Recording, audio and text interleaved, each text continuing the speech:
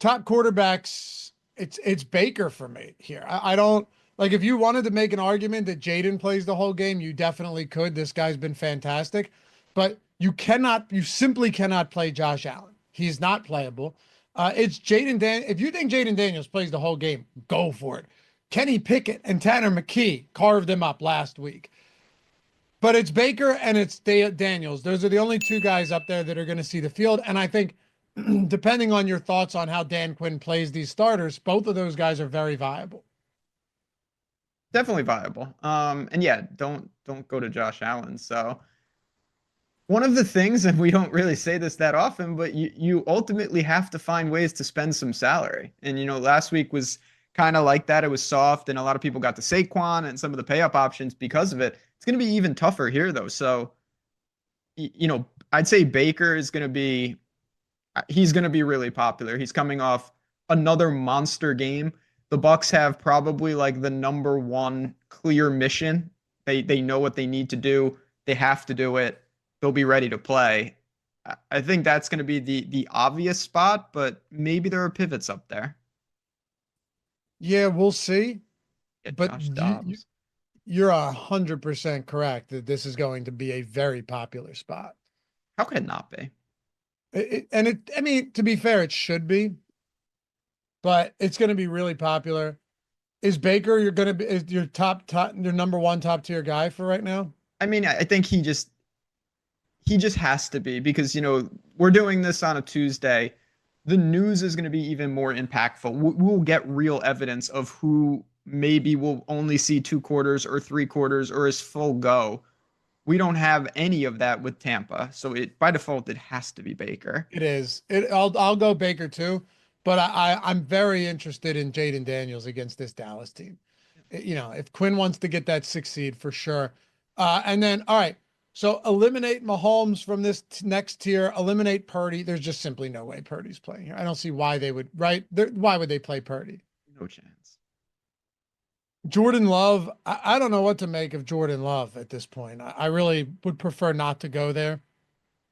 Kyler, and I think the chalk here is going to be Bo Nix.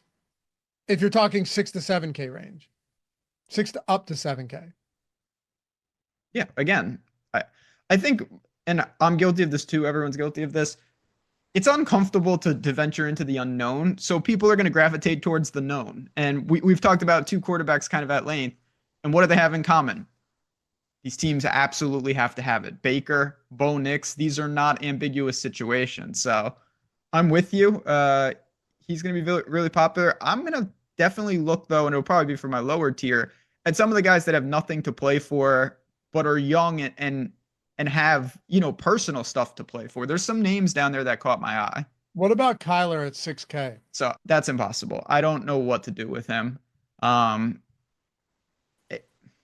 He threw the ball 48 times against the Rams, And they and they put scored up 9 points. 9 points. I mean, amazingly, this guy still had over 20 fantasy points with 1 total touchdown. It was the recipe for like legitimately one of the best quarterback games of the year. 48 attempts. The guy had 32 yards rushing. Like he could have had so much and it just didn't materialize.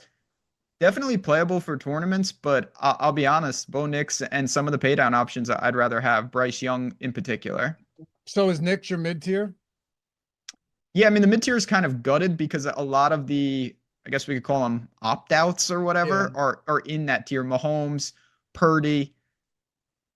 I like Stroud in theory, but I don't think it's a given that he plays the entire game. Me neither. So like you can't do that. I'll go Kyler here just to keep it. Okay. Actually, no. Why don't we can work it down into a little bit lower to make this the tier since there's so many cheap quarterbacks. Okay. Well, then give me Bryce Young. Really? Yeah. Okay. For me, I think it would be for sure Anthony Richardson if he's healthy. Yeah, I don't know again if they're going to let him go. We'll see. They said if he's good, he's playing. Okay. I mean, there's a lot of incentive for them to play him. Like you need all the info you can get. Another one, if the Steelers lose, this is important. If the Steelers lose, the Chargers can move up and they can avoid a pretty. I actually think it's relatively important based on where the Chargers finish. Here's why, Ben. Wait till you guys hear this. I think this is the most important like 5-6, 4-5, 6-7 flip as far as jockeying for seeding goes. The Chargers can move up if the Steelers lose. The Bengals beat the Steelers on Saturday, so they'll already know. The Steelers can, or the Chargers can beat the Raiders and get the 5. That means that they avoid the Ravens and play the Houston Texans. To me, I would think any coach, maybe they don't care, but to me, I would think any coach would rather play this version of the Texans right now than the Baltimore Ravens. Oh my God. I mean, there's not a, they just played those two, and I think you saw what was happening on the field. So yeah, there is something clearly to that. And the Ravens beat up on the Chargers. I wouldn't say beat up, but I mean, yeah, it was the tough game. Jim Harbaugh has a 0-3 record against his brother. So yeah, Herbert could be the guy, but we don't know. Come Sunday, I might have a lot of Justin Herbert. I'll tell you that much. It's very possible I could have a lot of Herbert by Sunday. But right now, give me Richardson there. Yeah, again, Herbert's one of those wait and see options for me. But you have two guys that I think are really interesting in Bryce Young and Drake May. Drake May, I keep trying to make a thing. They were triple smoked against the Chargers. It did not work out. I thought he was clearly concussed, but he somehow stayed in the game, took a beating. But again, I think you can just go right back to him, weather pending. Who would you go back to the cheap range? Would you go to Geno? Somehow Geno only has 17 passing touchdowns this year. A lot of yards, but none of that has materialized into anything good. Flacco, if he starts, I think at 5,400 against Jacksonville is a good play. I'll tell you what, I this is not even chasing, but if Sirianni does what I think he's going to do and he sits his starters in week 18 and on defense as well, Drew Lock, Malik Neighbors. I mean, there's definitely, we saw flashes of it last week, and Drew Lock, you mentioned he has a lot to play for. You know, these guys are auditioning for jobs, real career defining things. So I get it. There's just not that, there's a lot down there, but there's not a lot down there that has me interested. Like, I don't think Penix has been awful, but I certainly am not impressed at the same time. I think he's just been serviceable. He's been buoyed by Bijan for sure. Yeah, because Bijan is unstoppable. Bijan's the best running back play of the week. Would you consider playing Josh Dobbs? Maybe. Against Arizona, maybe. We saw flashes. 4. What? He's flat 4. To me, that's pretty interesting. I think I probably would. But once again, see, these are the things I'm talking about. It comes down to, is Josh Dobbs playing with Juwan Jennings and George Kittle, right? And Debo, for whatever that's worth at this point. Or is he playing with backups, right? So if you're like, well, Purdy's out, the other starters aren't going to play, then no, I don't want Josh Dobbs with who does he have? Like Chris Conley and those type of guys? No interest in that. But if he's playing with all of the starters, then yeah, I would consider Josh Dobbs. I don't want him out there with Ronnie Bell and Jacob Cowing, though. Yeah, I mean, again, we'll have to see. But from everything I heard last night, the Niners were pretty gung-ho about, like, we have one standard around here, and it's you play. I heard that too, and I'm wondering after they just lost. I know it's a minor injury, but like just lost Purdy. I don't blame them for playing the guys. You had 2 weeks to go, but that was week 17, not week 18.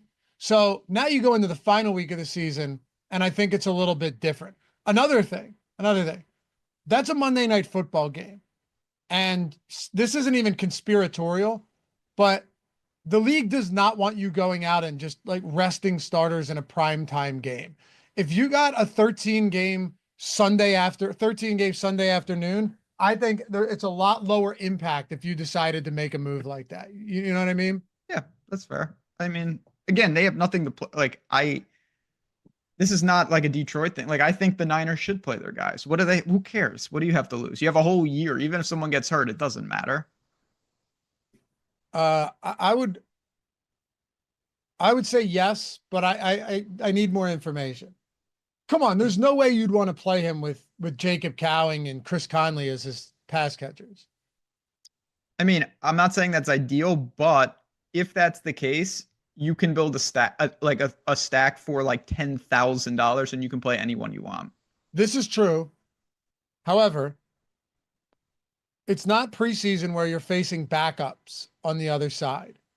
This would be backup offense against the starting defense. You can say whatever you want about the Cardinals defense, but they've been better than they were Yeah. that was anticipated. So that's Yep. all I'm saying. No, I hear you. Give me Drew Lock down here. I think the Eagles sit their starters. And if I've got Malik Neighbors and Wandale Robinson out there, that's still to me a pretty discounted stack. The only guy you're paying for is Neighbors. Can't go wrong. I mean, we just saw it. I'm fine with that. I'm gonna put Josh Dobbs in there though. Again, Okay, the caveat is we need to wait and see, but I still will put him as my low tier placeholder. fine with me. But you'd agree you like him a lot more if those guys are out there. Dobbs looks actually pretty great. Yeah, again, things have to break the right way. It's week 18. There's going to be if clauses to basically everything we say. Would you play Huntley at 4,800 No, against the Jets? no. Yeah, I don't want to do it either. He had a good game last week, and I don't know how. I was following that game, and I saw he had 24 DraftKings points afterwards, and I thought to myself, how? Yeah, I Still don't mean, understand. the ability, like when you can score, if you're a quarterback and you score on the ground, it's basically impossible to have a bad game. That's a good point. And he did. I think he had a nice, he had like 50 some rushing yards too.